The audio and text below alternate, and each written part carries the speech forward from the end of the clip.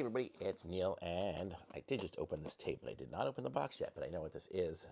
It's a car window breaker, but let's show you. That's all it came with, is a little barcode on there. It doesn't really say much.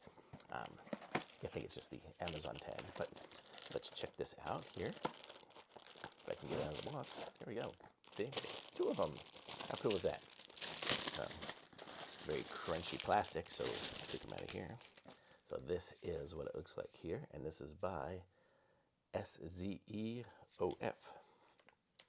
SZEOF. And it looks like it comes with two of them here, and you could screw it onto something. You can mount it somewhere on the car, I guess, if you have somewhere to screw it into, or probably best just to leave this somewhere accessible. But well, look at this. So this comes with these little points, and these points give you the ability to break a window. So if you've ever tried to see people like hit a window or throw a rock at a window, sometimes it doesn't go because it's got that weird tempered glass stuff.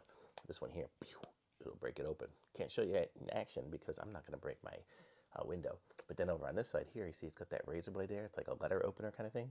And that, my friend, is for doing a seatbelt. So you slice off your seatbelt if you're in a bind.